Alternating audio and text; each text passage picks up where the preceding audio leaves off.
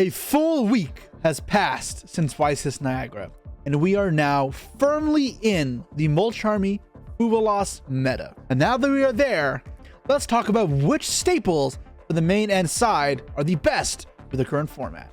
And before we begin, just a reminder that if you guys enjoy these types of videos discussing the metagame, going over the best cards that we can play in any given moment, then please make sure you like, subscribe, leave a comment down below showing your support.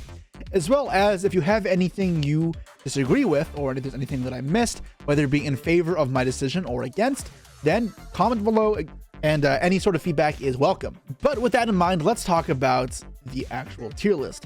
So the way I'm going to be breaking it down is into 5 different categories: the best staples, okay staples, best sideable cards, okay sideable cards, and cards that are poorly positioned. And depending on the deck, some cards may be worth siding or main decking, or depending on the deck, just not worth playing at all, simply because you can't play it, like the Dominus cards. As for the cards that I'm going to be going over, I'm going to be discussing 5 different categories of cards, which again can have some overlap. Now, the first cards I'm going to be talking about are hand traps, the most obvious sort of non-engine that, at least for the last little bit, have been the most predominant as your choice of non-engine. Also going to looking at going first cards. These are cards that are really only playable going first, and this is most of the trap cards of the meta, and these are normally just reserved for the side deck, but we can talk about a potential trend that will come up and maybe prove that to be wrong. We're also going to be looking at the best board breakers. Now, this one does have a little bit of, or a lot of rather, overlap with the next category, but these are ones that are specifically only going to be able to use when your opponent already has a field and not have any sort of flexibility when you start. Those cards I instead call utility cards,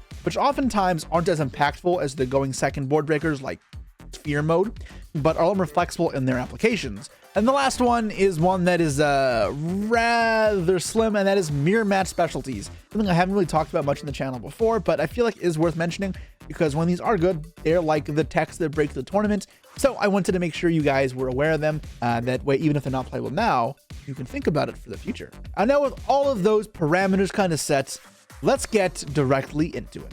So to lead off the video, let's talk about the Ghost Sisters. First up, Ash Blossom, the classic, the one that I've been given a little more love lately than past Jesse may have. But truthfully, as of the last few formats, this card has for sure just been one of the most impactful hand traps. By itself, it can do things that other hand traps can't, where you need to pair them together. Ash can meaningfully weaken your opponent's board, or it can shut them off altogether depending on how you use it. And its incredible flexibility means it can hit a lot of stuff that other cards like Effect Failure and Permanence otherwise can't interact with. For example, Original Sinful Spoil or Branded Fusion. And really nothing has changed here, so I'm not going to go off on some long rant about how good Ash Blossom is, but Ash Blossom is still just one of the best staple and non-engine cards. Now, this isn't something you're going to mandatory include in every single deck. If you are going for a board breaker strategy that's trying to combat what your opponent does after they've done it and then disassemble their setup, then Ash Blossom does serve pretty poorly to accomplish that. Now, if there's a hand trap you want to set up alongside those, while Ash may not be the best, it is still solid because you keep your opponents off of FTKs, or rather, stop them from accessing a certain piece of interaction that your board breakers wouldn't be effective against. But if you are playing a hand trap deck, then it's a no-brainer. This card is a 3 of in your main deck.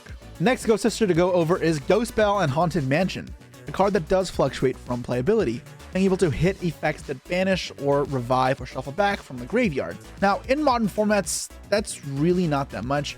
Now, while there are a lot of effects that still revive and all that sorts, none are really that pivotal to a deck strategy that it getting stopped would then be backbreaking, or worth the card investment that Bell would require. This card's good matchup kind of really only just pertains to Labyrinth, a deck that is not particularly popular right now, nor good. So I personally can't imagine Bell being a worthwhile spot in this format. So for me, this belongs in the poorly positioned spot. There's not really a deck that I'd want this card against, nor would I rather want this over like any other sort of hand trap. Next, we're going to be upgrading a little bit with Ghost Motor and Moonlit Chill, a card which is oftentimes obsolete because there's just better hand traps than it. And while we may have not be in as heavy as a hand trap format as we were, say, a few months ago, hand traps still are very good. And if you want to really bulk up a hand trap counter deck, which many decks still will want to do, take Pax Centurion deck, for example, then another version of Effect Veiler can be worthwhile. And Mourner is very much and very clearly worse than Effect Veiler and Impermanence. I don't think that's changed. The fact you can't use it on normal summon Snake Eye Ash or Primera or a lot of other cards kind of just means it can't ever be as good as the other ones, at least not in this format. So I'm not putting this anywhere near the best staples, but it is okay. And if you're looking for extra hand traps to add, this card is very functional and fine. However, I would add the bit of asterisk that this should be the last hand trap you add in your deck. This, around with the other ones that would be okay to side because they're more matchup fluky and volatile, are the ones you're going to be filling out your like last few hand trap slots with if you're playing a hand trap count of about 15 or higher. The next Ghost Sister to talk about is Ghost Reaper and Winnacherries, a card that has been bad for quite a while. Has that changed? No. There's no one super pivotal extra deck card at the moment that would really demand Reaper being good, and even when there is one, there are ways to retrieve cards in the banish now that makes this card sort of not like playable at all. If we're talking about Phantom yugioh, for example, Nightmare Throne can add it back. So therefore, there's not really a reason to play this card, and I'm not going to elaborate any further on that. And then we got Ghost Ogre and Snow Rabbit. This is the last Ghost Sister to talk about. I'm not going to mention Dogwood because it has one application, and it's not interesting. And Ghost Ogre is a card I have a complicated relationship with. I always feel like it underperforms for me, and even in formats where I feel like it's better than it has been, it's still so hit or miss. It's a card that's oftentimes way more volatile than I'd like. However, when it does hit the right card, it can be pretty devastating. So in this format, the cards you're going to be trying to hit with Ghost Ogre and Snow Rabbit include IP Masquerena, just like in Snake Eye formats, as well as now Deception of the Sinful Spoils. That'll give you a nice +1 and hopefully choke their engine, as well as prevent an Omni Negate from potentially hitting the field. Ghost Ogre can also hit other cards like Desiray, which is pretty solid because it'll stop the negation, as everything will die and therefore will not be able to check on resolution how many cards are equipped to it. You can also hit Unchained Rage for similar reasons to IP Masquerena. I can hit Nightmare Pain as a way of preventing you all from comboing, and then you have other fringe uses of trading 1-for-1 with monsters that are otherwise okay. Now, one thing to note is that hitting Fire King Island is a pipe dream, and unless they hard drew the island, I wouldn't be banking on this card hitting the island to nuke the field. It's just incredibly unreliable. And the thing is, now with less of an emphasis on the Snake Eye cards as well, it's even less likely that they'll sack off the Sanctuary to elaborate on some Snake Eye plays. But with all that in mind, where does this leave this?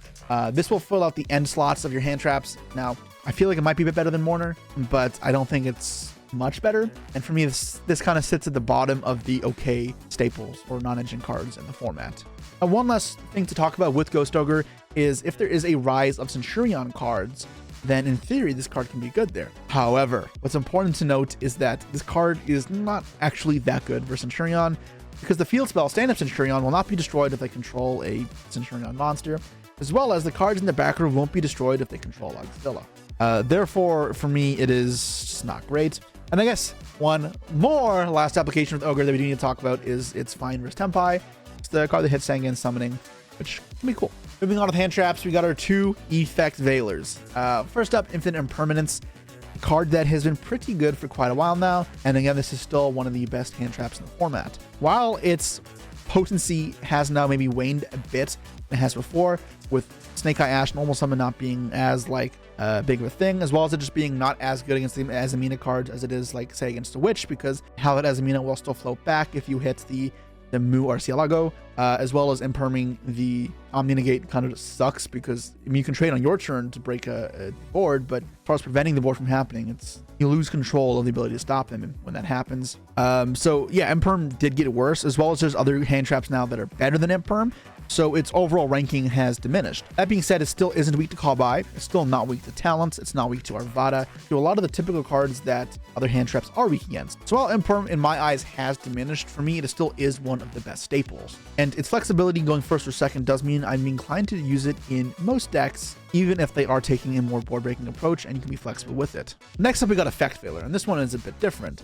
And we already talked about why the effect negation kind of ability has diminished, right? Because Imperm got worse, Veiler gets worse for the same reasons. But the downsides the Veiler has also still apply. For example, this one's weak to Call By, weak to Arvada, it's weak to Talents. The also added weakness of this card does not pair well with Dominus Impulse. Where Imperm has a direct synergy, Effect Veiler has a direct anti-synergy, which can contribute to this card being just strictly worse. And with, again, other better hand traps to play, unless I need a large number of hand traps, I'm not inclined to shove Veiler into my deck. And for that reason, the card sits at the top of the OK staples. It does not really break into the same realm of power that the best hand traps, the best non-engine really have.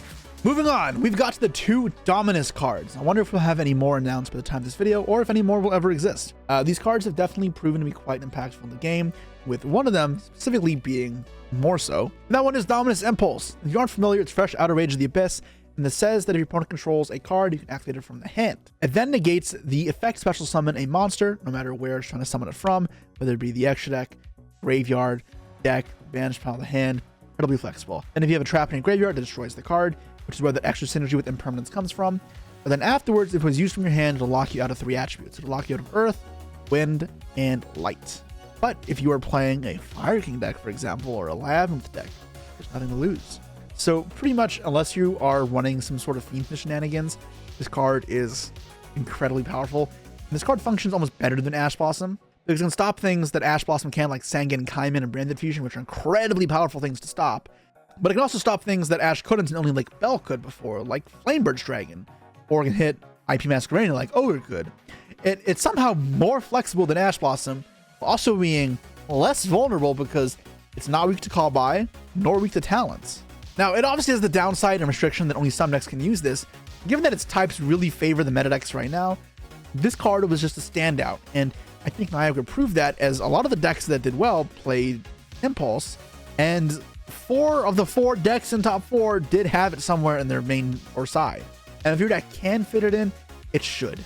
But is the story the same for the other Dominance card, Dominus Purge, which came out in Infinite Forbidden, and instead of stopping special summoning, stops adding cards to hand? Now, the problem with that is you actually can't use it with the Mulch Armies, because Mulch Army requires them to control no cards, where this requires them to control a card. So some people talk about this negating Fuvalos thing, and I ask them to read the card again. That doesn't work. But this card is still good. And if, again, there's a trap card in the grave, you'll get that bonus pop effect, like you would with Impulse if there's already an imperm in the grave or something. And although stopping searching is definitely worse than stopping special summoning, it can hit many of really good things. This card, I think, matters more to get the pop than with the Impulse, because the effects of special summon often spell cards, power spells, or cards like Snake Eye Ash that sack off on cost, and the pop doesn't matter as much.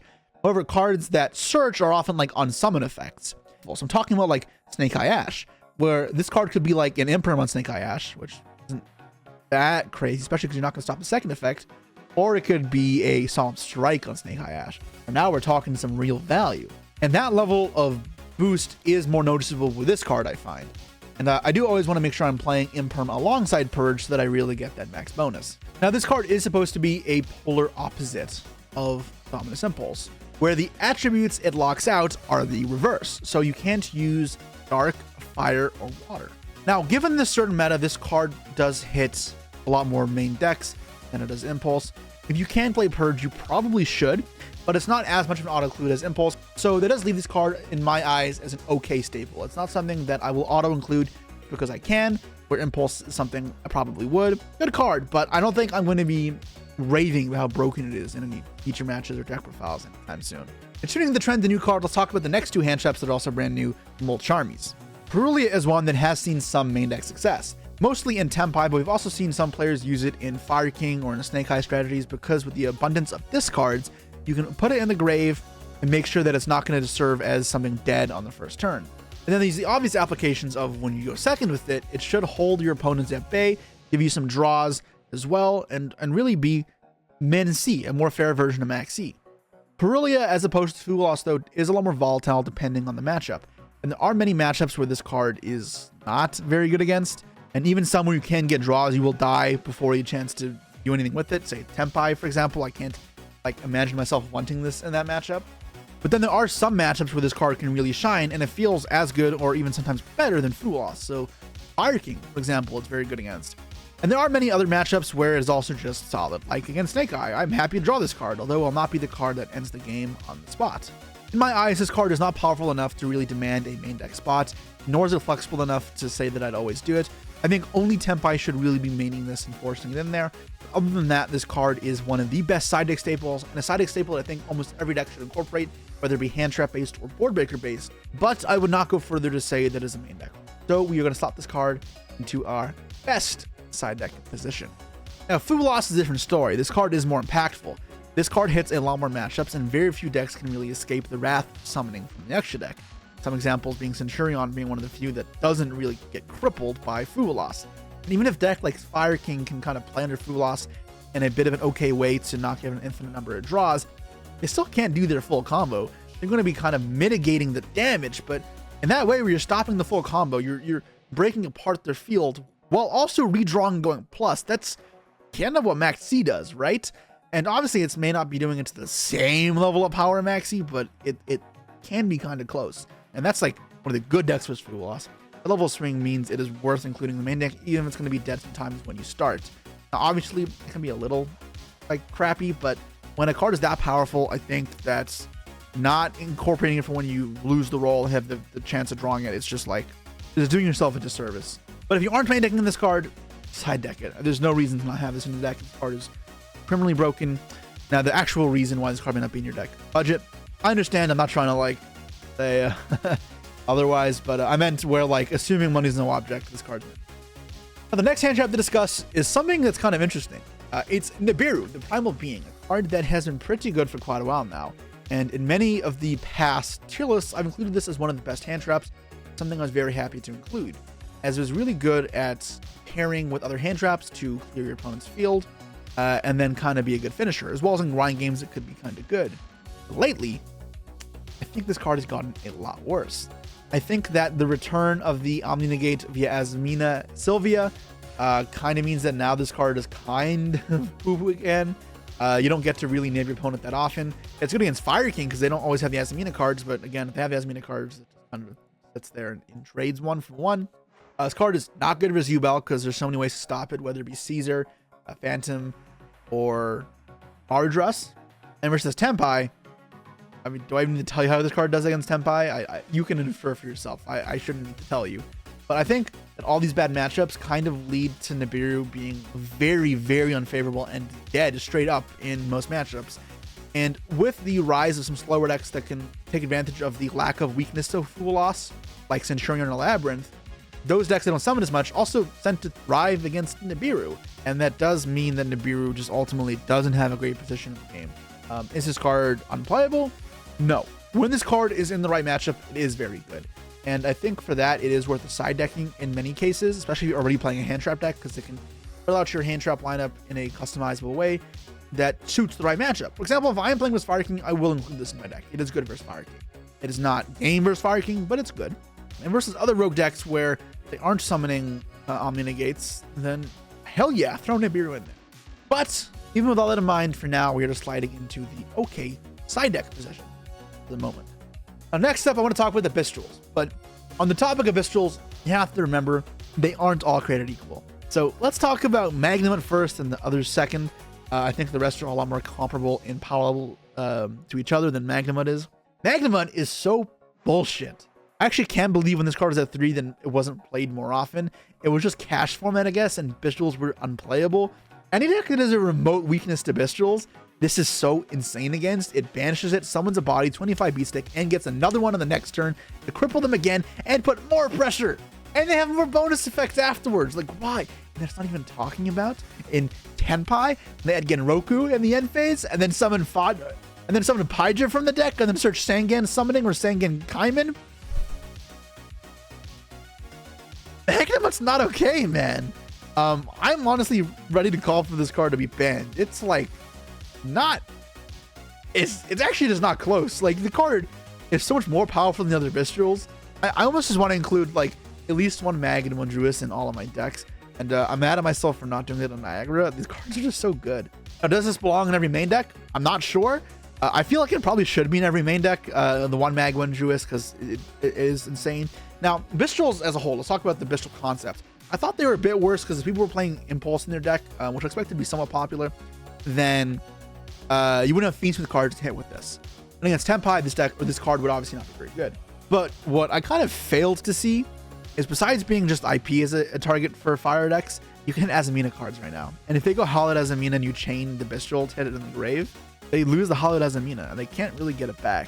I think that actually puts Bistrals in a rather good position because they are somewhat flexible, even if they aren't great in every matchup. And when they are good, oh man, they're good. So for me, Mag does fit into this kind of best hand trap position. I kind of wish I played it at Weiss's Niagara. Now, as for the other Bistrals, Druid Swarm, Baldrake, they're good cards. Their effects aren't meaningless, and they can help you when paired with other things or to break fields. But there is no doubt the impact is not remotely close to Magnum.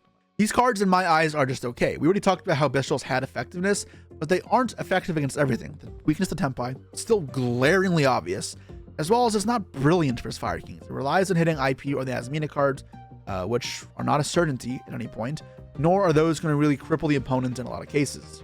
And for me, that leaves Bestials in just a fine spot where I'm okay main decking them or siding them. And I think if you're maining them, then probably the 1 mag, 1 Druid is a fine amount. But there are matchups where these cards are a lot better, especially paired with other hand traps or with other breakers even, where siding in more is absolutely appropriate. So now I'm going to put these in the okay staple cards because I can very much see main decking them being fine. But I wouldn't like rush to put in a bunch, nor do I feel like this card is sitting at the top of like the side deck staples either. It's kind of just like middle of the road and go each way. Like I won't scold anybody for wanting to main deck them, but yeah. Next up, we got Droll and Lockbird. This is a card that we did see. This is the card we did see Weiss's champion Landon Oliver main deck 3 of. This card kind of sucks for me on the YCS, I'm not gonna lie. I think this card, in theory, I thought would be better against the Azamina Snake Eye deck. Kind of just wasn't that good. This card is good versus Fire King though. The Fire King deck has a lot more searchers, and it feels a lot more restrictive when it gets hit in that deck. As well as versus Yubel, this card can be pretty high roll. And there are many games where you drop it versus that deck and they kind of just fold. But then there's also Tempai, where this card kind of sucks. And then there's also other matchups like Centurion, where this card kind of sucks. I think the nature's volatility really does a disservice to why it's probably not worthwhile in the main deck.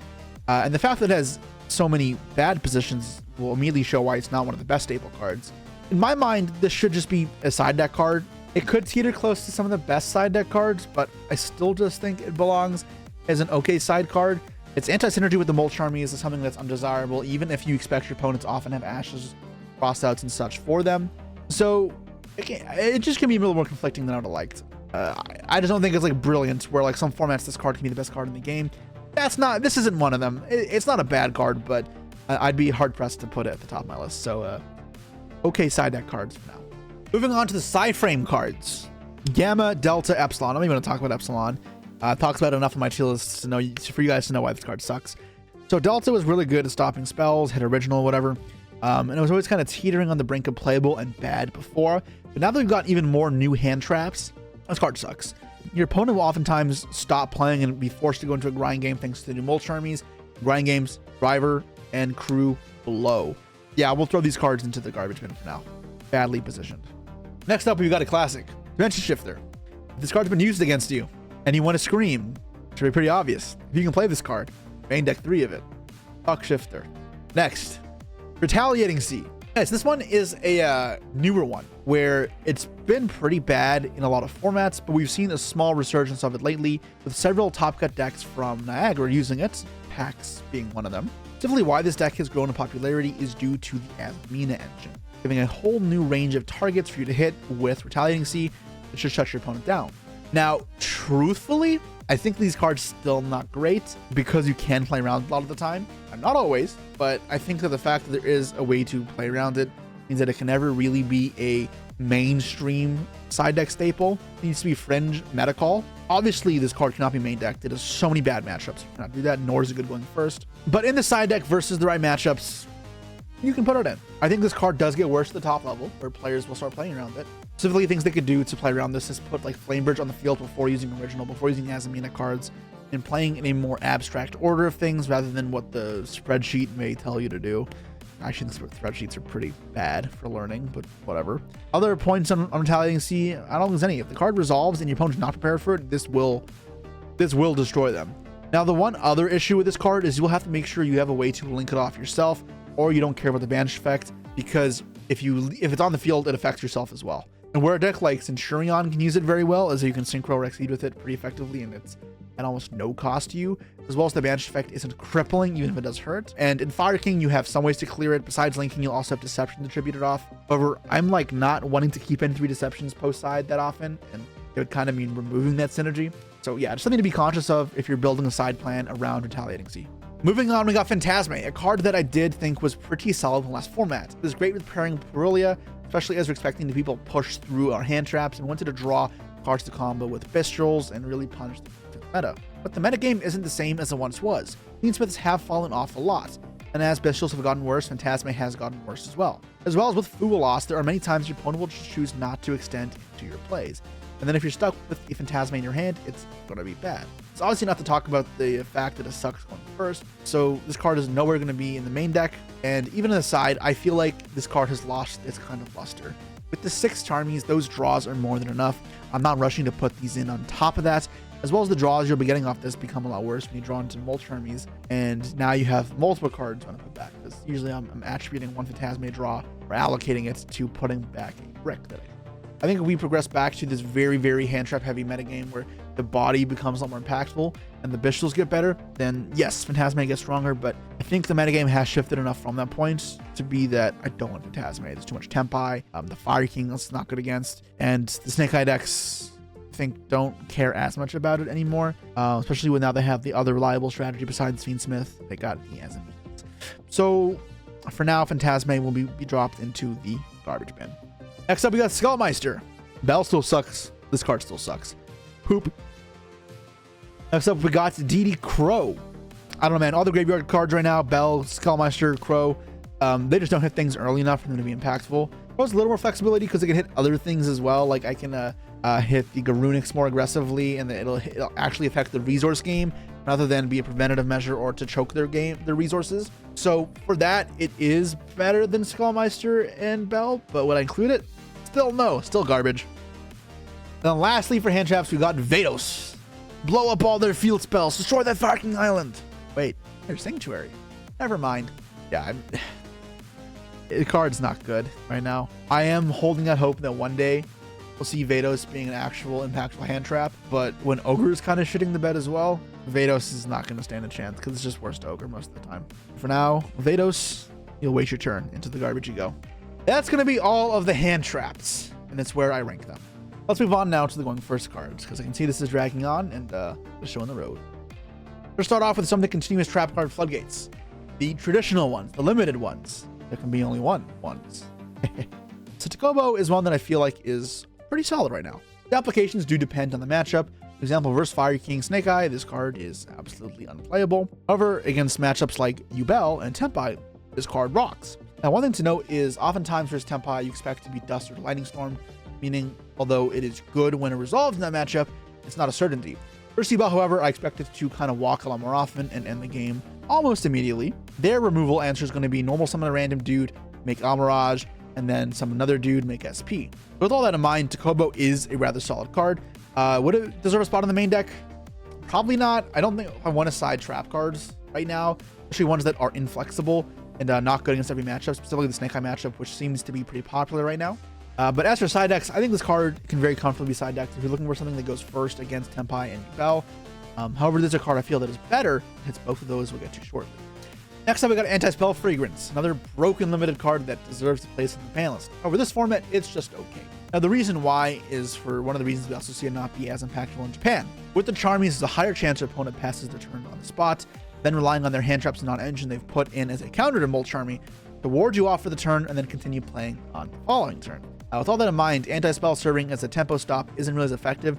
If you're the player getting Charmy, do you want cards that are more impactful for value or are going to make sure you can play the next turn? However, the thing is, Anti-Spell will lock you back, as when you're searching spell cards like Sangan Kaiman or Original Snivel Spoil, you'll no longer be able to use those to progress your combo. Now, it's not the worst in that regard, and there are many times where this card can be functional going first, like you can set up around it where you're not going to have the problem of it affecting you. But then also is the problem where sometimes this card doesn't even stop your opponent. So yeah, for me, Anti-Spell is just okay. I think the card is still very good when you flip it up and you have any sort of semblance of a field. And if board breakers start growing more in popularity, then obviously it's great. But as of right now, I feel like there are better options in the side for floodgates, so it's just an okay card. Next up, we got the reverse Takobo. We got Rivalry of the Warlords. This card for me was an okay sideable. I think it did get a lot worse with the release of the Fiendsmith cards, because if a Fiendsmith deck is able to pivot fully into Fiendsmiths, those Fiendsmiths can access Desiree. Desiree, via both its field or graveyard effect, will then check the Rivalry. What that means is versus Snakes, this is no longer the insta-win that it once was, and if your opponent can get to the right position, then it's spooky. However, it is still good for Snake Eye decks, specifically not the Fire King deck, I guess. Blocking your opponents out at certain points can still be very easy, and unlike most other floodgates, using going second, it can be used to break the field. Now again, if they are able to leave up a Fiend monster, then the rivalry will have limited effectiveness. So even though it is worse than before, it's still a very good card. Now, I think with that in mind and the fact that there are other decks this card doesn't hit, like Yubel and Tempai, it's not going to be a main deck card, nor is it one of the best sideable cards. But if you wanted something else for Snake Eye, then Rivalry is still a fine option, and I'll happily put it as an okay side card to throw in this metagame. Lastly, we got Gozen Match in this category. Snake Eye, Fire King's like all fire. I mean, there's some light stuff, but you can play under this fine. Phoenix is fire as well. Tempai's all fire. Yubel's like mostly dark. Like, yeah, let's just next this one. This one goes in the poo-poo bin. Next up, let's talk about some of the lingering floodgates. Ooh, my most favorite. Not. And top it all off, I got Dimension Barrier. Oh man, I need to have a discussion. What do I hate more, Shifter or Barrier? Because I hate both with a passion. Of course, I've used both, unfortunately, because they're good cards. Barrier for me is like a side deck staple right now. It's one of the best sideables. Now, because it's a trap card, I'm not main decking this. And also, it's not like good in every matchup. However, I think this card is great versus both Yubel and Tempai for obvious reasons versus Tempai. But versus Yubel, people kind of fail to realize their extra deck is like 7 fusions. It hits the Phantom, the Aerial Eater, the Necroquip, and the Desiray. But then by extension, will also hit the Caesar. It becomes harder to summon. They can't use Sequence now. Can't use Cross Sheep if that's a card they were playing. It really cripples their combos. It cripples their ability to play through fields with Phantom. It cripples their ability to make a field after they play through your field. And it cripples their extension ability. If it may not end the game on the spot, it means that all you need is like a light breeze to push over the Yubel player and they'll kind of just explode. So I think this card is good in the matchup, and that kind of apparent duality where it's good so much against these two decks as well as just rogue decks means that for me, Barrier is a fantastic card to include in a deck. Another lingering floodgate that has seen quite a bit of success lately, including Ryan use second place striker deck, is Different Dimension Ground, or DDG we call it. Card is still very good, however I do think it is a bit overrated. If your deck doesn't need the graveyard at all, then this card is fantastic to use, and it can be a very successful thrust option. However, under DDG, a lot of decks that are graveyard dependent can still summon a couple beaters and then attack things and make some scraps of a field, and oftentimes end up choking your own resource game while doing so, which can often be to your own detriment. I've seen people banish their own Flamebirds this way, and then they end up losing the grind game because they've hurt themselves so much. So I think this card is very good in the right deck. I just think you both have to be careful with how you play it and in what you play it in. For me, it teeters at the top of the most playable side deck cards, but because I think there are often better options, it doesn't sit as the best ones. And for me right now, I include it at just okay sideable cards. Next up, we got Mistaken Arrest, a card that has not seen play in quite a while now, and pretty good at stopping searching. However, it'll also go all the way back to your turn to stop searching. And why this is a problem is if you get Molt Charm, you don't have to stop on your own turn and then play on the next turn. You don't want to then floodgate yourself out. I think this card is kind of just unplayable right now. It already wasn't the best, and now that there's more downsides to it, we can throw this card directly into the garbage bin. Next up, we got Gravekeeper Inscription, another card that keeps your opponent off of graveyard effects. I think right now there are just better cards in this. Stopping graveyard DDG is often better, and the best reason to use this card before was that you could use it going second into your opponent's field and it would be productive. It's like fine against Fire King in that capacity, but it's not brilliant. They'll still have other interruptions as well as it could eat the Omni Negate, and because you have to use it first thing, it is play aroundable. It's not like you can like force other interactions first and then use it like after you bait the Omni. So for that, for me, this card just goes in the garbage bin. Next up is Heat Wave. For me, this card is okay, not just in the context of Tempai, because in reality you can play this first like any deck, and it's kind of cool where if they draw phase Chummy or draw phase Shifter you can kind of just play it and then you kill them next turn, and even if they have a second Charmy or they're holding the Charmy, they in theory should just be dead on the follow-up. However, if your opponent has value hand traps, then you are just trading down as neg 1 and you are going to hinder your own game. So it is risky. This is not some foolproof plan. They'll make Heat Wave a broken going first card, but it does have a lot of value. On top of that, it is also good in a Tempai mirror for whatever that's worth. I can't imagine such a hell. Allowing the card is a mandatory card to play, but I can see it being used in a lot of decks, from Tempai to other decks that just want something deciding going first that turn skips both players and then gives you a battle phase. On the topic of battle phase, we got Threatening War, which I guess I'll include as a lingering floodgate because Tempai needs the battle phase so much. Now, my previous position on this card is that this and Thunder Ruler were all just terrible, but apparently I've been proven wrong with Ryan Yu getting second with 3 of these in the side deck of Niagara. Now, I'm pretty sure he also played Barrier, and if you want extra copies of Barrier to complement it, then sure, this card is great. Now, this card's flexibility is obviously worse than Barrier. It's not going to have other matchup spread, as well as they can still use synchros, they can still like Black Rose, they can still do some other stuff. Ruddy Rose, for example, can be kind of annoying, but Reverse Senpai, yeah, without the battle phases, synchros aren't that threatening. Now, the one reason to play this over Barrier is against Tenpai, they shifter you. Tenpai deck can sometimes still kill you, even under shifter with Doolittle Chimera. That's why we're seeing some people play it. Isn't that easy to do. It requires you to kind of have nothing, and it requires them to have a fair bit of extenders, but if they get to it, you are just dead. There is an argument there. Even if I don't like it, I still prefer Barrier overall. But that being said, there are enough merits for Threatening Lord for it to be an okay sideable card. Next up, we got Symbol Archifiends. I hated on this card from the day one. It's still terrible. Poo-poo. Just want to remind you guys that card's poo-poo.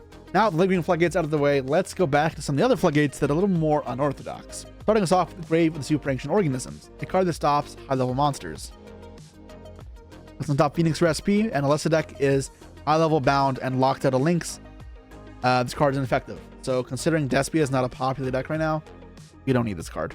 Next up, we got D-Fissure. And I guess I'll include Macrocosmos in this discussion as well. Although I think D-Fissure is far superior right now. I actually think D-Fissure is an okay card to side deck.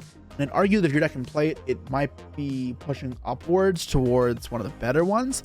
The reason for that is when you're playing versus a Fire King opponent, I find this card to be a pretty good card to side in, as it'll shut off a lot of interaction points.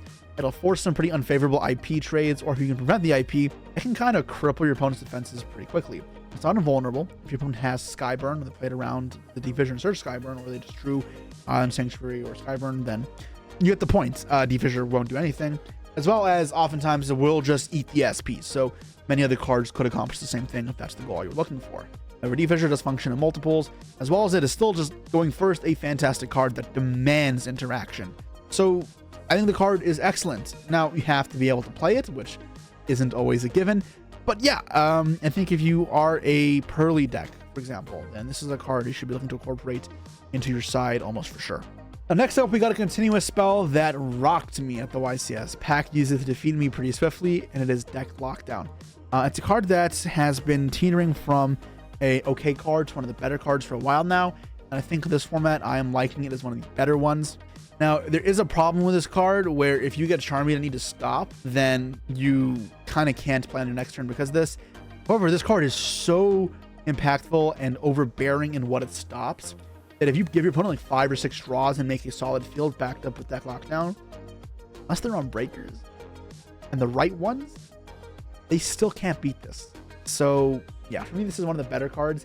And if you're looking for a Floodgates and like a hard Floodgate, not Barrier, to keep your opponent off playing, Deck Lockdown is probably where I'd be looking.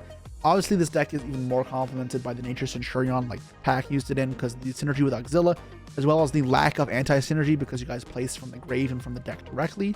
Still, that all being said, Deck Lockdown is phenomenal, and I would look at it being a popular choice in the future. Next up, we got Power Sink Stone.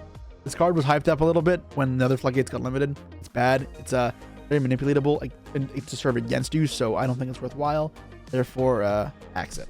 Power Filter is another one that has seen a bit of play. I personally don't like this card. I think its best application is in Tenpai for Yubel, because you don't want to go second versus Yubel that often. You want to go first, and then you want Quack Mute Drago plus Power Filter to kind of keep them at bay. I think in other matchups, there's too many cards that beat it. Fiendsmith cards beat it. Fire King cards beat it for the Snake Eye deck, so I wouldn't decide it in there, and then there's nothing else I'd want to include it against. For me, this is a very low end of okay, close to bad.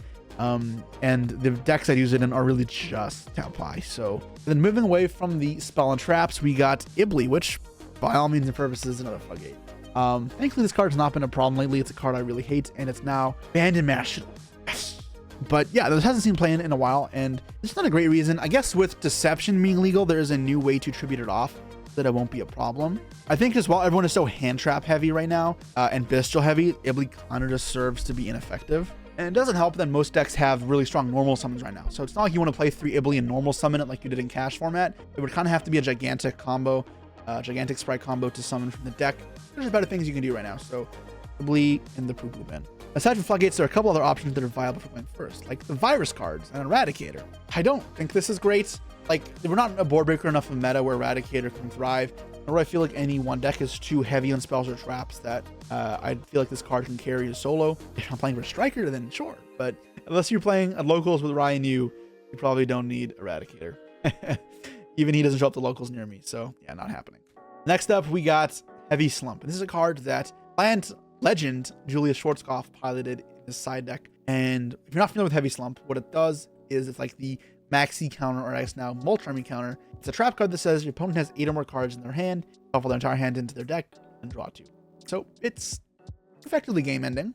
And the idea here is the thrust target, where if you get Mulch Army versus any deck, you can set up like an Omni Negate and maybe like one of the 2 other cards to back up the Heavy Slump, and then whoop, game over. Now, if they're on breakers, this is incredibly effective because their ability to stop it will be almost 0. But if they're on hand traps, what I don't like is that they can use the hand traps as they're drawing them to stop you from ever getting to that field that you want to be protecting. And maybe this is me as a Fire King player taking over, because I'm drawing to cards like Kieran. I am playing on your turn. If I have a full hand, it becomes our turn, not your turn. And in those situations, Heavy Slump is just terrible. So I do think it holds it back from being a properly good card. I think there are better things to play for Thrust. For example, I'd rather go for both a DG and a Barrier on the side, and then choose, depending on the matchup, which one I want to use. Or I'd rather play Cross Out, Call By, just all those sorts of cards to deal with Charmies. And for me, Heavy Slump doesn't deserve a spot on the side, and I don't agree with the choice. So for me, throw it in the trash. I'm curious how he found it during the tournament, if it was ever impactful. Or if it was just in there out of theory and then it didn't perform. Next up, I'll be returning to some of the classical traps, starting off with the Ruma Karma Cannon, a card that I think is very underrated right now and is kind of solid. It's still just going to be a side deck option because I can't imagine it being that good going first. And it's quite effective in several different matchups. And obviously versus Tempai, if you have a monster you can book, then it can send their entire fields to the grave under Sand Summoning.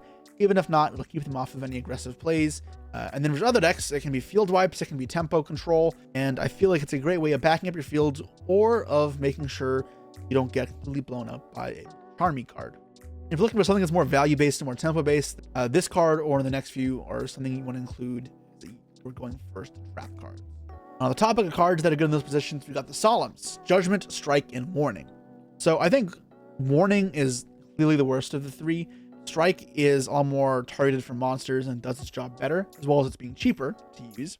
And then Judgment is more flexible and broad in its uses. It can stop spells where very few other cards can. So it can hit cards like Duster. And I could rarely find myself needing 9 Solemns, so Warning will go into the garbage bin. The other 2 I'll consider at the bottom of okay. I think I'd rather have the Runa Cannon in a lot of cases to the Solemns, as well as other trap cards could be better. Floodgates or Lingering Floodgates could oftentimes be better than the standard counter trap. But in grind games or games where you want to play more value, or you get Charmied and you need some more not Floodgates, I guess, I don't know. Then these cards can be solid for sure, as well as they're pretty good in the Tempai Mirror. When you're forced to be going first, these traps can be pretty good at making sure you don't die, even if it's counterintuitive to you paying life. Now, before I wrap up these going first card section, I would like to propose at least one thought. Now, none of these I put here in the mainable section, and that's largely in part to the traditional TCG way of thinking, where we don't want these cards going second in matchups, and we already have enough deck cards in our deck with the bricks and engine requirements, so we want to avoid that. However, what we have seen have some success in the OCG, and specifically in China, they'll main deck a couple of going first cards like Skill Drain or Summon Limit. Obviously, Summon Limit's banned here. Point being is it gives us some sort of counter to the Maxi type cards, where if you can stop, you can just punish them straight away. As well as if you Mulch Army them and their hand is all hand traps to keep you at bay, a powerful Floodgate can still end the game or just give you a more controlling essence of value than any really other card in the main deck can provide. And there is a method there that has at least some merit. So proposing it, I don't think it's worthwhile, but you can decide and test it out for yourselves, and we'll see if it has any sort of success with TCG in the future. That's it for that classification of cards. Next up, we got board breakers. Let's get going. To start us off, we got Regeki and Darkhole, cards that we did see Ryan Yu again use in his Sky Striker deck. A bit of a preface: I think board breakers overall aren't that good right now. I think that in a broader format, we don't know exactly what to expect and what to target. Breakers get worse because you can't reliably do something you aim to do with them. For example, Regeki and Darkhole is to try and diminish their either resource games so you can win a grind, or to go to their interruptions. But say I'm playing versus Fire King, it just does nothing, and that's rough. There's other matchups as well where it's not good. Like for Centurion, if they Premier on the spell trap card zone, it doesn't hit Auxilla. And they can wait till you do something before setting a Blazer. And even there, if you eat the Blazer, like you have to kill them now. The Blazer comes back. The Blazer's a huge threat. Cosmic Blazer is such a crazy card. Versus Tempai, obviously it's unplayable. And versus Yubel, you're really just trading with negates. I think these cards aren't great. They're barely functional as board breakers, and I'm putting them in the okay. They really sit at the bottom of this list. Cards that are similar but slightly better are Lightning Storm and Feather Duster. I do think if you want back removal, there are better cards at doing so, and I'll explain why with some other cards.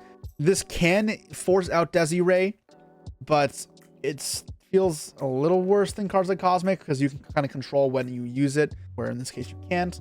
Obviously, this won't really hit Island because Sanctuary will still be able to protect it, so it's not good in that matchup either. They can eat the Omni sometimes. I don't know. Duster and Storm for me always kind of felt like just okay. When you pair these together with Dark Hole and Regeki, then it can kind of become more impactful. Still in some matchups, not the case. Tempai, obviously, for one. Fire King, still not good. I think if you're going for board breaker strategies, these are broadly applicable enough that you should main deck them, not side deck them. But if you're not playing a board breaker strategy and really piling them on one after the other, don't play it. It doesn't mesh well with the hand trap strategy. Oftentimes, Duster and Lightning Storm can work well with hand traps post side for the right matchup. I don't think that's true anymore. If you want back removal specialized for your hand trap deck, there's better options. Something that's a bit more targeted will be more effective. So yeah. Next up, we've got Evenly Matched. Unlike the last ones, I think this card is extremely bad. A card I've shit talked a lot, and recently I've had to kind of eat my words. It's been better than it kind of ever has been. I think now we are returning back to normalcy where the card is crud. It's bad versus Senpai, bad versus Fire King because they can hold the interactions ahead. It needs Omni Negate versus Snake Eye, but it costs your battle phase. And now more follow-up than ever, so not good in that position. And I kind of just see very few matchups where this card really shines. And obviously now, like, pairing this card with Molch Army sucks because if you use Molch Army and they pass with like hand traps in hand to keep you at bay, your hand is chock full of Evenlies, you kind of look like a moron. I think this card is just like the noob trap, to be like honest. And we'll see if I get some aggressive comments below calling me an idiot, but like I promise you, if you just try to play around Evenly Match, the card kind of just sucks. Yeah, and I will at some point. I need to make like a whole video about Evenly Match because I feel like the depth to it, it's not like that crazy, but it's enough to where if you just kind of aren't conscious enough of it, it'll wreck you. But if you are, it does almost nothing. Anyways, moving on from the pile of garbage that is Evenly Matched. You got Dark Ruler No More, a card that I feel like was in a really good spot for the short 3-week format we had with Yubel, where even if Yubel could kind of counterplay it with the Rage plus Desiree combo, it still forced to interrupt pretty well as it was great with pairing other things and into other matchups. That being said, it's not that format anymore. And again, when you get into these slower games and you force your opponent to pass with Molch Armies, these low value cards that are supposed to be high impact at breaking fields become significantly worse. They aren't good in grind games. Dark Ruler is no exception. And just like Evenly, no battle phase. I think Dark Ruler is better than Evenly, but I still think it's just an okay side card at best because for one, it's bad going first, and it's not nearly as good going second as Fugalos is, which could mirror into main deck spot, as well as this is not good versus every matchup. Obviously, still Tempai, still Fire King, not good against. This card's best application is going to be against the Snake Eye decks that are Fiendsmith based, but even then, Azrune Statue plus Desiree combo will make Dark Ruler not an insta-kill. You have to pair it with other things. So it's fine to mix alongside other breakers, but this isn't going to be the defining card, and it's not something I can splash with the hand trap approach. Next up, we got the steel cards: Change of Heart, Snatch Steal, and Mind Control. So these aren't actually all created equal. I think Change of Heart is specifically better than the others. For one, Mind Control says you can't tribute. So ironically, in the Yubel mirror match, you can't like steal their Phantom Yubel and then tribute it to negate their card, which is pretty funny. And then Snatch Steal is obviously worse because it is a vulnerable target for IPSP combos, for Kieran, for Silhouette Rabbit to pop, for Escape to pop. All those things mean that Snatch Steal is a lot less effective than the other two normal spells. Change of Heart is clearly better because it doesn't share those weaknesses and it is the most flexible. Even with all that, my biggest problem with this is it doesn't always even force Omni Negates in board breaker strategies, because say we're playing against Desiree, you just can't target it. And unless there's another target that is worthwhile that would force the Omni, your opponent could hunker down in the Desiree and really turn off the Change of Heart. And that is a problem. While this card is not unplayable, I feel like there are just better options to play. I'm going to put all three of them in the unplayable section and the bad section. However, I do think that if there's one you're going to consider playing, you can fit a Change of Heart somewhere as like another card to switch off the thrust. That's what I did with Crystal Beast, but it has fallen off. Not going to lie. Pressing forward, we got the other 3 steel cards, Electric Virus, Puppet Plant, and Marionette Might. These are cool. They're obviously good in the right format. This isn't it. Steel cards already aren't that good. These are even more niche and specialized, so next. Next, let's talk about the big beater monsters that are, I don't know what to describe them as. Like Alpha. Alpha's the first one. Start with Alpha. The card that has never seen playability but was super hyped up. That doesn't change. I think that if you're comparing this to cards like Pancratops and Fenrir, this is strictly the inferior. And until a format demands us to play all of those together, this just won't ever be something you need. The only other time this card may be good is if something's like anti-destruction or just really lends up well into the niche of balancing that Alpha provides. We aren't there, so Alpha will just be sidelined once more. Pancratops. This one's good. Slowly getting released off the ban list. I'm excited to see this card back at its full potential.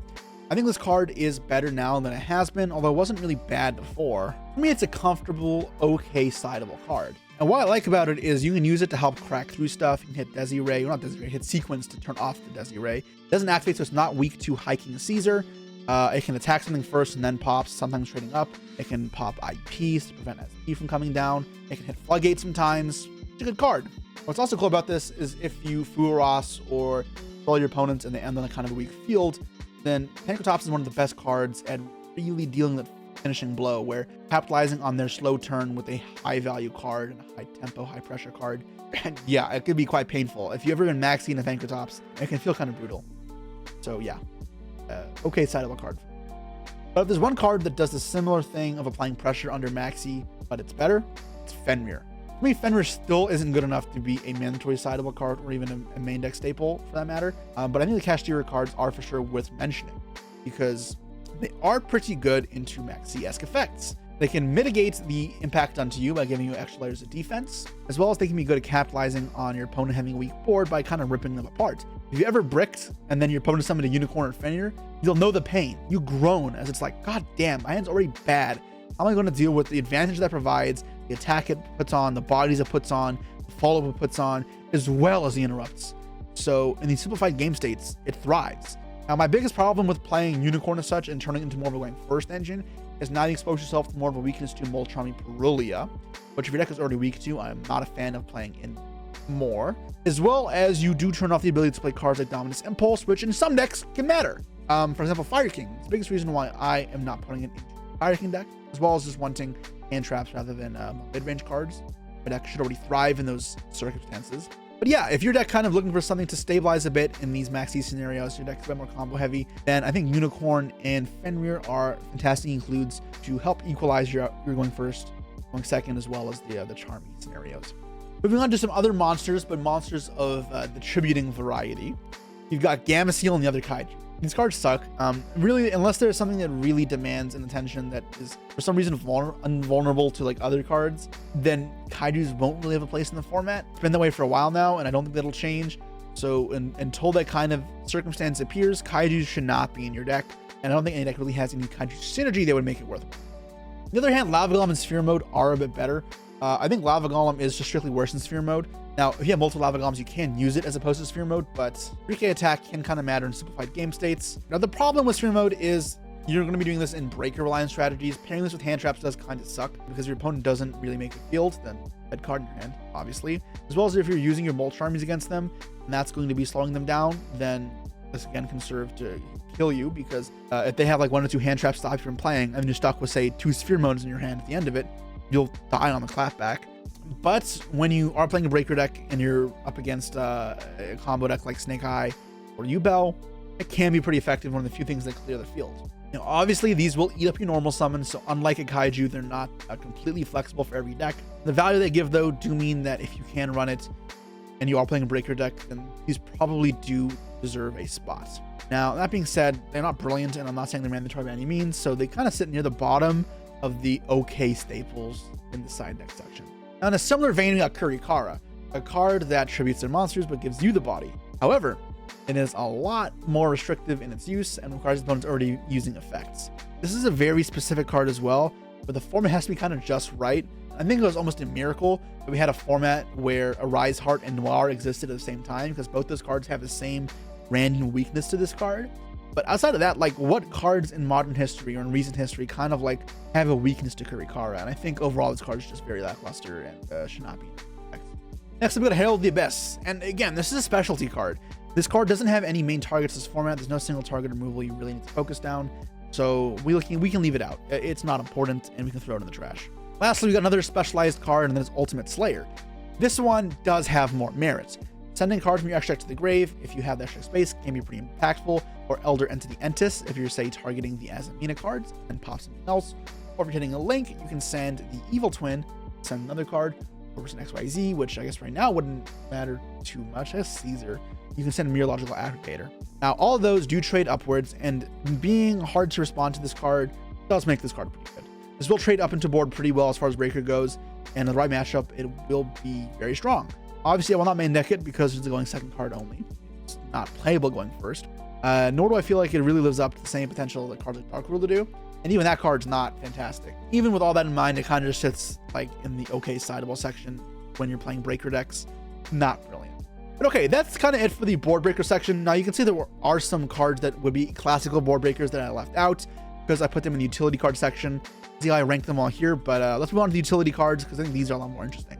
Starting off, I got the triple tactics cards and utility because they aren't really only used as board breakers. They are used as ways of pushing your going first capabilities, and I think that's meaningful. Talent and Thrust aren't identical though, so I'll go over them individually.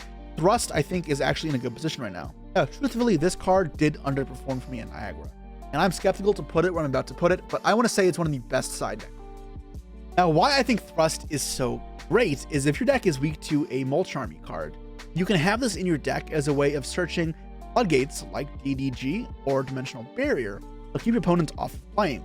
And you only have to play one of those traps to do so. So if you want one of each for each matchup, you can play those 2 plus 3 copies of Thrust. Then you also have the dual purpose of Thrust being a playable card going second if you want to back up your hand traps with some power spells when they have half fields, say adding in a Talents. This is the exact sort of logic I used to build my side deck for Weiss Niagara. And although I didn't really get to use my side deck very often, and unfortunately got deck locked down when I do Thrust, I drew Thrust 3 times and I got drolled twice and deck locked down once, and it was terrible. I think it opens up your side deck space for a lot of cards, and in this format where you need more cards going first now because it's not as concrete of a victory in the light of the new hand traps, you need to be a lot more broad what you're putting in, right? Because you need cards for most matchups, going first and going second. Where before, you only really need stuff for going second and like maybe 1 or 2 cards going first, or even nothing, like sometimes nothing. Moving on to triple tactics talents. So this card I think is worse than Thrust because a lot of the time you are getting Mulch Army in the draw phase. You can be stopped without this card ever being effective, as well as with Impulse in the metagame now. There are plenty of trap cards that can be used against you from the hand that'll stop you from playing while Talents remains dead. As well as going second, this card has gotten worse with the rise of Sylvia, the Azamina cards. It's an Omni-Negate, which means this trades, right? 1 for 1, which is not where Talent shines. Usually it's great because it's such a huge swing in momentum. This card is by no means bad. I don't want to take away from it. As far as breaking fields, it trades 1 for 1, or when it resolves does more than most other board breakers. As well as it does have applications going first, even if it's not like brilliant. I think by logic, it's an okay staple. It can be in the side or in the main. I do think if you're playing Thrust, you do want this at a 1 of alongside it so that you can have some potency alongside Thrust resolving. And that was the logic that I took to Niagara, and I think it was good, even if the empirical data may suggest otherwise. It was a small sample size though, 1 YCS, so I'm not going to read too much into it. And some more testing, we'll see we conclude different results. Moving on, we got the quick play spells. Out by the Grave. To me, this is one of the best cards in the game right now. So like in Master Duel, this card has great utility going first or second at the moment. When this card isn't good going second, then this card becomes a side deck card only and a good card going first. I think that is very true still because creating cards like Perilia, Ulos, and Shifter never been more important. But also, this card can be used going second against like Fire King Garunix, Promethean Princess, Azamina Sylvia isn't a big one, and Phantom Yubel, and Hervatic Seal Heavenly Spheres if you against Tempai. But yeah, no, I think all those factors make Callby a quite powerful card that is worth main decking. And I know I did not main deck it at Weiss Niagara. I honestly should have. As I played with it throughout the tournament, even though I never drew it, I kept thinking, damn, I kind of wish I had Callby here. I kind of just like sat on the idea more, and I realized it should probably have just been in my main deck. Yeah, I think it's very good. Next up, we got its duo, if you will, Crossout Designator, a card that is still somehow at 3. and I think will become a big problem as we move forward. I think it is one of the best side deck staples right now because it hits Fuelos, which is a fantastic card, as well as it can hit other hand traps. And if we are playing mirror matches, then it's a mirror match stopper card as well. So fantastic. I drew this card once in Niagara, and it was terrible because I stopped the Molcharmy and then got drolled and couldn't play through it. I think you get to play old Yu-Gi-Oh, like old Snake Eye Fiends with bullshit when you draw a cross out, and that's kind of not fair. So yeah, great card. Next, we're moving on to the Forbidden cards. Forbidden Lance.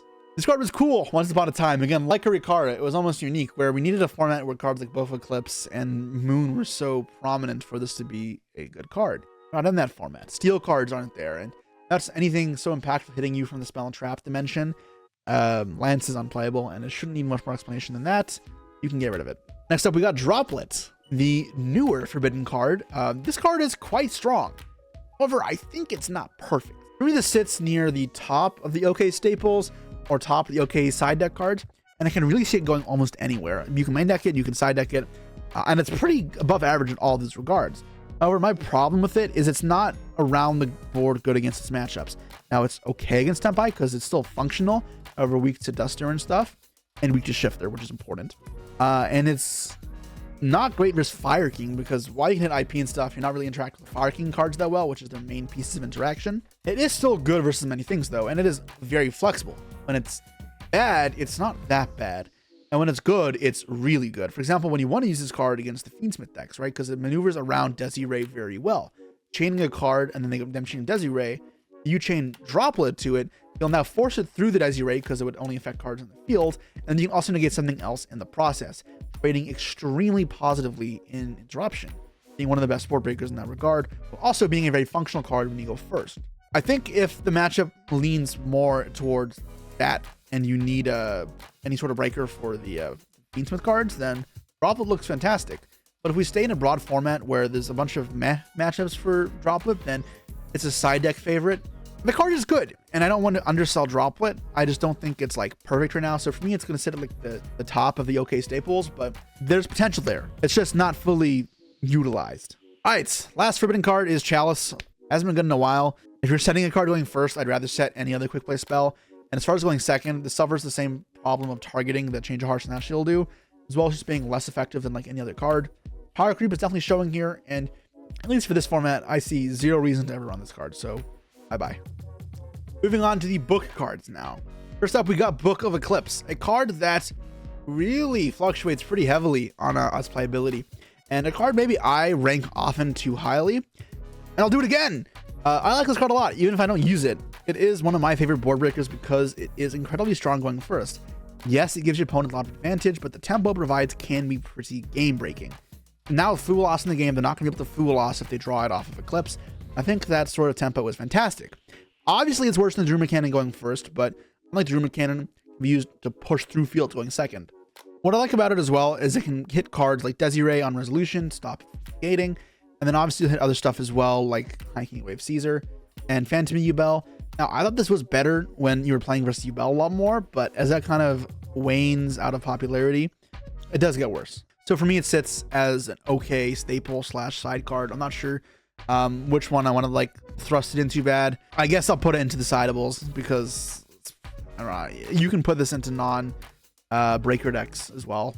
Next up, we got the Book of Moon, the OG book. I love this one, but unfortunately right now it's not good.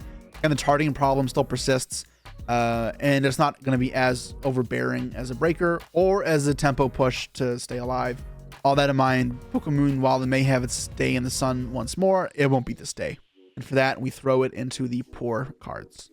Next up, we got Super Poly. This is a card that I think is really bad right now. I think it's a fantastic card overall, and it's almost shocking how it's been bad for so long. But I just feel like it doesn't do enough into fields, nor does it do enough at preventing fields from happening, like when you're setting this card for it to be good. The discard and card economy is pretty rough, as well as extra decks are really tight right now between the Azaminas, the Fiendsmiths, and all the other broken cards that exist. The dedicating spots to Super Poly feels rough. And for those reasons, I'm okay with just never touching this card, this format, put it in the stinker pile. Next up, we got Metaltronus, one of my favorite cards that I unfortunately have just not got a chance to use at a YCS yet because it's always been like the card I want to play and then end up cutting from my deck. If you're not familiar with Cayman LEDE and a target is a monster your opponent controls, the monster cannot change its effects to this card. And then you summon from your deck or extra deck a monster with 2 of the same of the 3 following things. And that is the attack, attribute, or type. And then if you summon a monster the same name as your opponent's, you can banish both face down. And then also negates the effect of the monster it targets and the monster you summon. This is a great way of removing or negating cards, as well as putting bodies up in your own field. As well as you can use it defensively as well versus like Snake Eye Ash. I thought this card was phenomenal against Yubel and in other matchups that are similar, like with Fiendsmith based, because if you target like a Rage, you can summon Engraver from your deck. So not only were you negating a card, you were also summoning a Fiendsmith, which is crazy value. Obviously versus a Caesar, you could summon Desiree, which is again crazy value, turns into Requiem. And if you had Engraver already in hand, then it also just pops a card, which is criminal. I think that this card is good in those capacities. However, as we're in a broader format and now there's more Omni Negates, so like if they have Desiree plus the Azamina dude up, you can't really use it, they'll just negate it. As well as this card is weak to Ash and Impulse now. It means that this card has diminished in card quality. Before, like if I had made a tier list for the last 3-week format, this card would have been like at the top of the must-sides list. Now it's fallen off where it's not unplayable, but it's a card I would only side deck, not main deck for sure, but also it would only be for certain matchups. And I'd also probably only use this in decks where I have Fiendsmith cards in there. Now it's not unplayable in other decks. Summoning the body is still good, and you can use it for other stuff, but without Fiendsmiths, it is definitely a step down. I think that is noticeable, as well as summoning a generic body that's not in a Fiendsmith deck has less value. Okay, side deck spot, middle of the pack probably. Moving on, we got Cosmic Cyclone. This is a card I did not play at the YCS, but I kind of wish I did. I have it as one of the best sideables right now, and spoiler, I haven't tested it, so maybe I'm wrong, but theory-wise, it's a card I feel like should be pretty good, because going first, that's coverage versus a lot of matchups, hitting Deception, the Simple Spoils, many other Simple Spoils / Snake Eye cards. It can hit the Yubel cards pretty well, Throne and Pain. It can hit Gates as well, versus Tempai, it hits Spirit Gates. Hits Centurion as well, which is a deck that I feel like may pick up a little popularity, because myself and Pack have been bringing awareness to it. As well as if people start playing cards like Deck Lockdown, this can be pretty impactful for going second. Obviously, this answers Desiree. It can hit Fire King Island and actually trigger it. So overall, the card has pretty good applications going second, as well as going first, that make it pretty good. We saw it being a somewhat staple in OCG in February, and I wonder if we'll be in a similar position. Now, truthfully, this is something I could be wrong on, and it's more of a speculative one, but I feel like it is a pretty good side deck card. Let me know what you guys think. Maybe you don't need back removal at all and you should just not side it, but if you do want any back removal, then this is kind of where I'd be headed. Even if playing a breaker deck, this card's seen a bit of talk, but not enough in my eyes, and that is Final Bringer of the End Times. I'm not sure if this is supposed to be a Vardras lore card, but it is pretty good. Not familiar, it's a quick play spell that targets a monster you control and then a card your opponent controls and destroys them. Now, why is this good? Well, this is a card I kind of wanted for a while, because for one thing, it can help you dodge target effects or any sort of like field effect like Desiree or Skill Drain, where you can chain it to the Desiree or chain it to your effect if you're under Skill Drain to force your effect through, because on resolution your monster would not be on the field.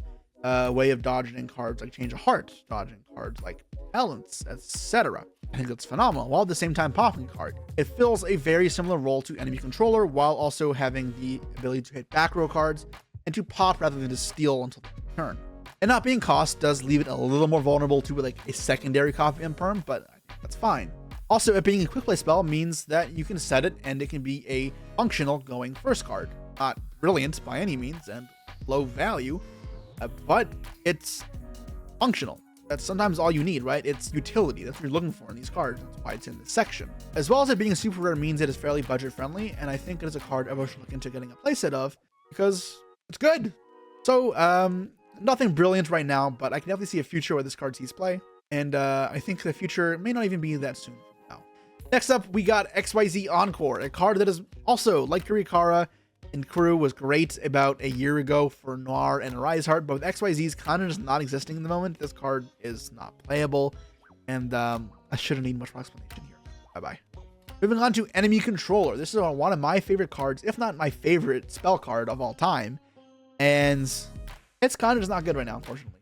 Like, being quick play spell means it's more functional going first than Change of Heart and such, but these cards really aren't great right now. and Econ is the same vein. Obviously, paying the cost of a monster as well is kind of brutal, where at least in this format, each body is incredibly impactful. In some formats, the value you get out of each one random body isn't very high. Not true here. And as a result, sacrificing one is a lot more costly. And again, the targeting problem. So Econ for me is in the poo-poo bin, which sucks to hear because I love that card, but that's not the time. The last card I wanted to mention is the only non-spell card in this section, and that is the Black Goat Laughs. This is something where I could have put into the going first section. However, if you have a deck with mills a lot or a deck that discards a lot, this is a card you can very easily put into a deck going second as well, or into the main deck. And I think the usage of this card drastically depends on the context and synergies it has, which feels weird because it doesn't feel like an engine card, but it fills that role a lot of the time because it is a lot more synergistic dependent than almost any other non-engine card. And yeah, I mean, you obviously can just play this as a generic thrust target and it'll be functional in most matchups, especially if you want to send a main deck that's not Imperm. Especially versus Tempai, it's one of the better ones where Imperm can be just dead. Thrusting for this versus Tempai get there, especially if they use the normal summon. Then you can call Chandra special summon off it, and then it's hard for them to get tuners into play. You can of course get Roku, but then you can call something else instead rather. The point being, you have good options with this card. Obviously as well, playing into field with it as well. If you can discard it for a witch or for a droplet, it can really cripple your opponent, especially calling things like IP if it's stuck in the back row or if it hasn't activated yet. You'll have to do this preemptively, so to chainables it can be kind of iffy, but it's good. It's good in Brian games as well. It's good at breaking fields. I feel like it's a solid overall card, and while it fits similar roles to Imperm, it's not exactly the same and can be stronger in many cases. And I feel like it's something that should be played a bit more if you can incorporate it. I know I got lucky. I pulled one of my bounty packs at a Cancun. I only owned one. That's the reason why all my grass decks had one in them. I literally could not find a second one for the life of me. So now that I have two, I have a Spanish one. I'll be playing two in my mill decks, my grass decks. So expect to see that in the near future when those videos return. Anyways, that's it for the utility cards. And this is almost the end of the tier list. I know we've been going on for quite a while. I hope this at least has been valuable to you guys. But I do want to talk about mirror match specialty cards quickly first. So what these kind of pertain to are cards that cross out what it's supposed to be kind of designed for. And that is something you can use in a matchup where they share the same engine. First one, and the obvious one, is Lullaby of Obedience. Lullaby of Obedience is a card that's used in Snake Eye format. It's giving you an extra extender to play through hand traps as well as consistency. I feel like it has fallen off drastically because there are just so many broken Snake Eye cards now that you don't need extra starters. And obviously this will fall victim to Mulch Army because you don't want to just summon more cards when you're under this. Now obviously if you get a princess on field, you can call like Droll and Lockbird or Effect Veiler or some nonsense and they can discard to your hand because you can't summon the fires. But this card's just kind of not as good. Every deck kind of has enough extenders now that I don't feel like you need to side this in to give you that extra boost. And for that, this card is bad. But there will be many times in many formats where cards like this will pop up again, so it's important to note. Another card that fills a similar role is Made to Order Mermaid Outfitters, a card that got hyped up a bit at the start of February in preparation for Fire King Snake Eye. However, that never came to fruition as it became clearly evident that Pure Snake Eye was the superior deck. But now that Fire King is getting more popular, it's arguable that this card may now see a return to playability, along with cards like Soul Release, which I got to put on this list.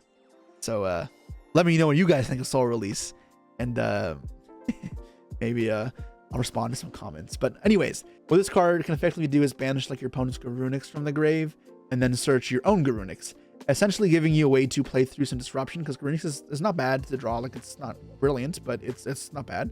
And at the same time, cripple their grind game and their disruption. For example, hitting Poplar is not bad either, because in that vein, it acts as Bonfire. You can get hand traps off it as well, and you can get talents off if that happened, although I'd hope to never have been talanced, because if they resolve talents against me, it's pretty rough. Yeah, I mean, the card is pretty solid in the Fire King mirror. For me, it is an okay side, and I want something I want to explore as the format progresses. I'm not sure what other matchups I'd want this card in against. It's funny, the Striker mirror of this card is pretty good if that ever becomes a necessary thing. But for now, I think it really only has one use, and we'll see if it gets any more developed on top of that. Anyways, guys, that's the tier list. I know this is a doozy. This is a lot of cards. I really hope these explanations and my thought processes really help you guys, and they're worthwhile for you to listen to, and it's almost sort of like podcast level discussion. because it is a fair bit of work for me and for my editor. So if this was worthwhile, please just comment down below. And criticisms for where the cards are placed, absolutely welcome, but more so that it's worth me to continue doing these in the future. And if you notice, I don't do these as often as I do the deck deals because they just require more thought and more time in like every capacity, in every single way. So yeah, that's all that support. Really appreciate it. Anyways, guys, that's gonna be it for now, and I'll see you all next time. Peace.